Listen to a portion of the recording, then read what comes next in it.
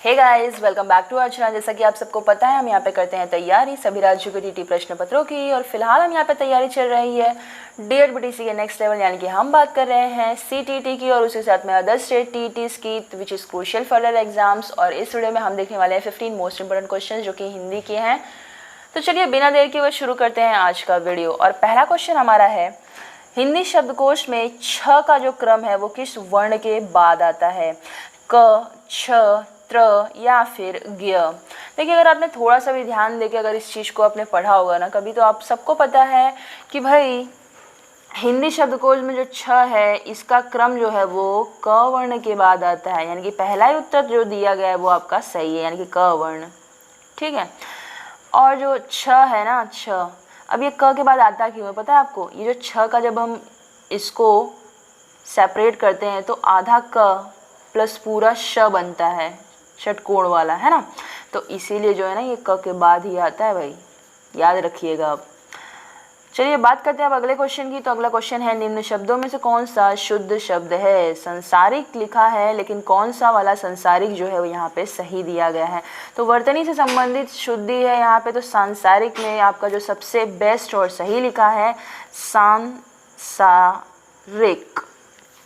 लिख के देखिए, जब आपको कभी ना समझे तो बस बोल के लिख के देख लीजिए एक बार, आप हमेशा सही लिखेंगे।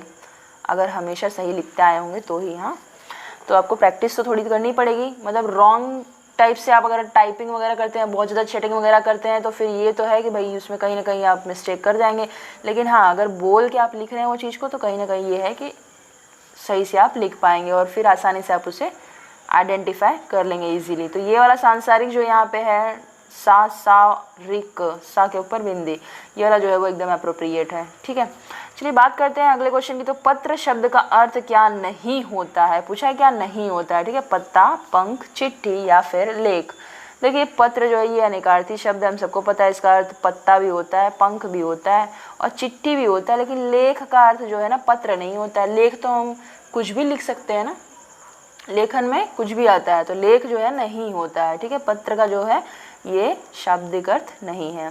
चलिए बात करते हैं अगले क्वेश्चन की। तो अगला क्वेश्चन हमारा है, वर्ण का अर्थ क्या नहीं होता है? अक्षर, रंग, जाति या फिर सुंदर। देखिए, वर्ण भी देखिए अनेकार्थी शब्द यहाँ पे दिया है और इसका मीनिंग अगर देखें तो अक्षर होता है, रंग होता है, जाति भी होता है, लेकिन सुंदर नहीं होता है। वर्ण मतलब कोई भी वर्ण का हो सकता है। ठीक है, कोई भी जाति का हो सकता है, कोई भी वर्ण हो सकता है, अक्षर हो सकता है। लेकिन कोई वर्ण अगर बोले भाई कोई वर्ण है लेकिन वो सुंदर ही रहे, ऐसा ज़रूरी तो नहीं है, ब्लैक भी तो हो सकता है। तो कहाँ है परेशान करते हैं ये लोग।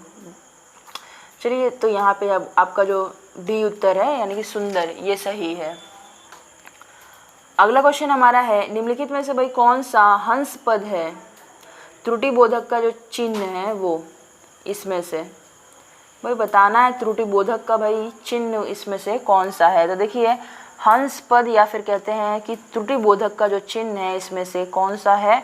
तो ये जो है ना, ये आपका हंस पद त्रुटि बोधक। कहीं पे देखिए मिस्टेक हो जाती है, लिखते लिखते कुछ मिस हो जाता है, तो हम उस पर ऐसे एरो डाल के लिख देते हैं वहाँ पे कुछ। ठीक है, याद आया? तो यही है आपका हंस पद। और इसके साथ में देखते हैं ये तो हम सबको पता है कि इसको अल्प विराम हम कहते हैं, ये हम सबको पता है कि अर्ध विराम इसको कहते हैं, और ये हम सबको पता है कि भाई इसे विस्मयादि बोधक चिन्ह कहते हैं, है ना। तो यहाँ पे जो है आपका सही उत्तर कौन सा है? हंस पद कभी कह दे या फिर त्रुटि बोधक। तो ये आपका ये चिन्ह है त्रुटि बोधक, ये है आपका अल्प विराम, अर्ध विराम और विस्मयादि बोधक। चलिए बात करते हैं अगले क्वेश्चन की। तो अगला क्वेश्चन हमारा है, हीन, हीनान शब्द जो है वो क्या है? संज्ञा है, सर्वनाम है, विशेषण या फिर क्रिया विशेषण? बड़ा बढ़िया सा है। हीन हिनाना दिया गया है, तो हिन हिनाना हम सबको पता है ये किसकी आवाज़ होती है। हिन हिनाता कौन है भाई? घोड़ा हिन हिनाता है, और घोड़े के हिन हिंस करने से बना हुआ शब्द है। तो ये क्या है? किसी क्रिया से बना हुआ शब्द है। घोड़ा क्या करता है? क्रिया करता है हिन हिनाने की, है ना। तो हिन हिनाने से जो बना शब्द यानी क्रिया करने से जो बना है, इसका शब्द क्रिया विशेषण है ये। और इसके उदाहरण के हिसाब से अगर हम देखें तो हंस का कुड़कुड़ाना, भालू का घरघराना, गधे का रेंकना और ऊँट का बलबलाना, ये सब इसको इसके एग्जाम्पल के रूप में आप ले सकते हो। तो ये है एक टाइप का क्रिया विशेषण। ठीक, अगला क्वेश्चन हमारा है कि भाई चिड़िया आकाश में उड़ रही है, तो इस वाक्य में उड़ रही है किस प्रकार की क्रिया है, तो चलिए बता दीजिए भाई उड़ रही है किस प्रकार की क्रिया, कर्मक है, सकर्मक है, समापिका है या फिर असमापिका है। तो कर्मक सकर्मक तो समझ में आता है फिलहाल के लिए, इसी दोनों में से कोई होनी चाहिए। तो यहाँ पे चिड़िया आकाश में उड़ रही है, तो अभी इससे कहा जब आकाश में उड़ रही है तो ये क्या है, ये है एक अकर्मक क्रिया। सीता आम खाती है, ये सकर्मक होता है। और राधा रोती है, अकर्मक। जब कोई चीज़ें जन्मजात होती हैं, ठीक है, जो जन्म से रहती है ऑटोमेटिक, ठीक है, वो आम खाती है, उसको पता नहीं कैसे खाया जाता है, पर वो सीखते हैं हम, ठीक है, खाना पीना ये सब सारी चीज़ें हम सीखते हैं।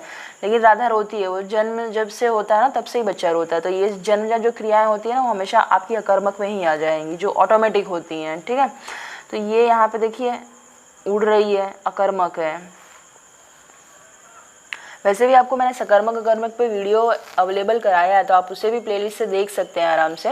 वहाँ पे आपको मैंने शॉर्टकट उसके लिए ट्रिक भी बताई है बड़ी अच्छी, तो आप आराम से मतलब बोलते हैं ना विधि ना 30 सेकंड्स आपको पता चल जाएगा कि भाई कौन सी क्रिया जो है सकर्मक है अकर्मक है, क्या लगा के आपको क्वेश्चन करना रहता है वहाँ पर। तो आपको जो आंसर है उसमें कर्म मिलेगा या कर्ता मिलेगा, तो उसी के हिसाब से आपको ये देखना रहता है। चलिए बात करते हैं अगले क्वेश्चन की। तो अगला क्वेश्चन हमारा है, देखिए यहाँ पे तो एक गद्यांश दिया गया है, ये गद्यांश जो है ना आपको पढ़ना है, ठीक। अब ये पढ़ के इसके बेस पे आपको आंसर देना है। यहाँ पे इसका गद्यांश जो है वो कंटिन्यू है, यहाँ से आप इसे पढ़ सकते हैं। तो ये स्क्रॉल डाउन कर देते हैं, हम करेंगे यहाँ पे डायरेक्टली आंसर्स को। तो चलिए देख लेते हैं हमारे आंसर्स यहाँ पे क्या है। भाई क्वेश्चन क्या पूछा है, पहले नाइटहुड की उपाधि जो रविंद्रनाथ जी ने क्यों लौटा दी, उन्हें वह उपाधि पसंद नहीं थी। अब कोई तो ऐसा नहीं है ना कि उसको प्राइज़ मिलेगा, बोलेगा भाई मेरे को प्राइज़ नहीं पसंद है, भाई तू ले ले।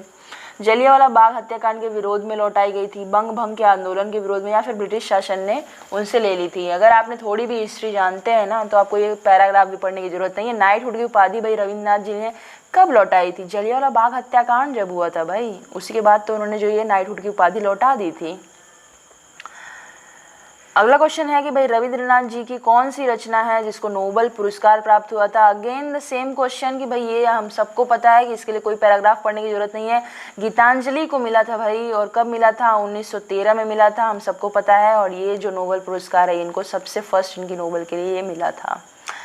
अब बात करते हैं अगले क्वेश्चन की। तो रविंद्रनाथ टैगोर जी का जन्म पूछा है कि भाई कब और कहाँ हुआ था। तो ये तो रटने वाली चीज़ है, अब ये तो सबको नहीं रट सकते, इसमें पैराग्राफ में कहीं ना कहीं दिया है, तो ये हमें देखना है कहाँ पे है। तो एग्जैक्टली मैं आपको आंसर बता देती हूँ कि 7 मई को हुआ था। यहाँ पे 7 मई वाला देखिए एक ही ऑप्शन ही दिया है, 7 मई 1861 में कलकत्ता में हुआ था।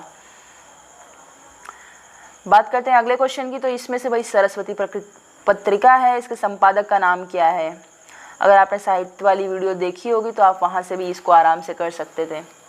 देखिए इसमें से सरस्वती पत्रिका के संपादक का नाम हजारी प्रसाद द्विवेदी, अयोध्या सिंह उपाध्याय, बालकृष्ण भट्ट या फिर महावीर प्रसाद द्विवेदी। तो महावीर प्रसाद द्विवेदी जी जो है ना यही है आपके सरस्वती पत्रिका के संपादक। और सर्वप्रथम सरस्वती पत्रिका जो थी वो काशी से प्रकाशित होती थी, और बाद में ये क्या है अपने प्रयागराज से प्रकाशित होने लगी, यानी कि इलाहाबाद से प्रकाशित होने लगी। और जो 1902 में यानी कि सन 1902 में इसके संपादक जो थे वो बाबू श्याम सुंदर दास जी थे। और सन 1903 में यानी उसी के एक साल बाद में इसके संपादक जो थे वो महावीर प्रसाद द्विवेदी जी बन गए, ठीक है। और हिंदी प्रदीप पत्रिका के जो संपादक थे वो थे आपके बालकृष्ण भट्ट। यानी कि हिंदी प्रदीप पत्रिका के बारे में कभी पूछ रहे तो उसके संपादक कौन है भाई, बालकृष्ण भट्ट है। और यहाँ पे जो पूछा था सरस्वती पत्रिका के बारे में तो ये है आपके महावीर प्रसाद द्विवेदी। यानी अगर कभी पूछे कि 1902 में कौन थे इसी पत्रिका के लिए तो ये थे आपके श्याम सुंदर दास जी, लेकिन 1903 में भाई महावीर प्रसाद द्विवेदी जी ने इसका संपादन करने लगे थे। चलिए बात करते हैं हमारे अगले क्वेश्चन की। तो वैदेही वनवास ये जो है वो किसकी रचना है, मैथिली शरण गुप्त की या गेय की, मोहन राकेश की या फिर हरिऔध की। ये जो देखिए वैदेही वनवास है ना ये अयोध्या सिंह उपाध्याय यानी कि जिनको हम हरिऔध का नाम दिए हैं ना ये इन्हीं की है रचना, ठीक है। तो अयोध्या सिंह उपाध्याय जी की रचना है ये, और इनको हम हरिऔध के नाम से जानते हैं। तो ये वैदेही वनवास हरिऔध जी की रचना है। बात करते हैं अगले क्वेश्चन की। तो अगला क्वेश्चन है छंद शास्त्र के प्रणेता भाई कौन है, अमीर खुसरो हैं, विठलनाथ, पिंगल या फिर वल्लभाचार्य। तो देखिए छंद शास्त्र के प्रणेता जो थे वो थे आपके पिंगल जी, और जबकि अमीर खुसरो को भाई खड़ी बोली के लिए जाना जाता है, सितार तबले के इनको जनक भी कहा जाता है। और विट्ठलनाथ जो थे भाई इन्होंने जो अष्टछाप थी ना इसकी स्थापना की थी। और पूछ ले भाई कब की थी, तो अष्टछाप की स्थापना इन्होंने 1565 ईस्वी में कर दी थी। तो यहाँ पे आपका छंद शास्त्र के प्रणेता सिर्फ पूछा था, तो वो थे आपके पिंगल जी। बात करते हैं अगले क्वेश्चन की। तो अगला क्वेश्चन है हमारा, छंद जो है वो कितने टाइप्स के होते हैं। ये कितने टाइप के होते हैं भाई, 2 टाइप के, 3 टाइप के, 4 टाइप के या फिर 5 टाइप के। तो देखिए हम सबको पता है कि छंद जो है ना 3 टाइप के होते हैं, और ये 3 टाइप कौन से हैं, वार्णिक छंद, मात्रिक छंद और मुक्त छंद। तो यही 3 टाइप के होते हैं। तो यहाँ पे आपका सही उत्तर आपको मिल गया होगा, 3 टाइप के होते हैं। और कौन से, वार्णिक छंद, मात्रिक छंद और मुक्त छंद। बात करते हैं हमारे अगले क्वेश्चन की। तो भाई निम्न में से भाई कौन से अष्टछाप के कवि नहीं है पूछा है। तो नहीं को पहले कर लेंगे अंडरलाइन। अब यहाँ पे नंददास, छीत स्वामी, परमानंद दास या फिर ध्रुवदास। देखिए चैनल को अगर अभी तक आपने सब्सक्राइब नहीं किया होगा तो सब्सक्राइब कर लें, बेल वाली जो आइकन है उसको भाई दबा लीजिए, नोटिफिकेशन ऑन हो जाएगी और अगली जो वीडियो की अपडेट है वो आपको ऑटोमेटिक मिल जाएगी बिना किसी कष्ट के। तो यहाँ पे आंसर की अगर हम बात करते हैं तो देखिए ध्रुवदास जो है ना ये थे आपके अष्टछाप के जो थे ना ये कवि नहीं थे। अब अष्टछाप के अंतर्गत जो है ना वो 8 कवि आते हैं। अब इसमें से 4 जो है ना वल्लभाचार्य के शिष्य थे, और वो 4 कौन थे पता है, सूरदास जी थे, परमानंद दास जी थे, कुम्भन दास जी थे और कृष्णदास थे। और 4 जो थे ना वो विट्ठल दास के शिष्य थे, यानी कि 2 जन थे, ठीक है। एक तो वल्लभाचार्य जी थे और एक थे विट्ठल दास, दोनों के 4 शिष्य थे। यानी कि ये 8 लोग जो थे ना अष्टछाप, अष्ट मतलब क्या, 8, ठीक है। तो ये जो 8 लोग थे ना ये 2 कैटेगरी में डिवाइडेड थे, मतलब 4 जन वल्लभाचार्य के शिष्य थे और 4 जो थे विट्ठल दास के शिष्य थे। तो वल्लभाचार्य के शिष्यों का नाम तो मैंने आपको बता दिया, सूरदास, परमानंद दास, कुम्भन दास और कृष्णदास, ठीक है। अब यहाँ पे विट्ठल दास के शिष्यों की अगर हम बात करें तो वहाँ पे छीत स्वामी है, गोविंद स्वामी है, चतुर्भुज दास जी हैं और नंददास जी हैं। तो यहाँ पे आपको आंसर तो पता चल गया होगा कौन से जी भाई नहीं आए हैं। तो ये ध्रुवदास जी जो है ना ये तो नहीं आए हैं। अब ये जो थे ये थे आपके अष्टछाप के कवि, ये नहीं थे, ठीक है। तो यहाँ पे सिर्फ आपको पूछा कि भाई अष्टछाप के कवि कौन से नहीं थे, तो ये ध्रुवदास जो थे ये अष्टछाप के कवि नहीं थे, बाकी सारे तो यहाँ पे हैं। तो भाई आज की वीडियो में तो गाइस बस इतना ही, मिलते हैं अपने अगले वीडियो में, तब तक के लिए जय हिंद।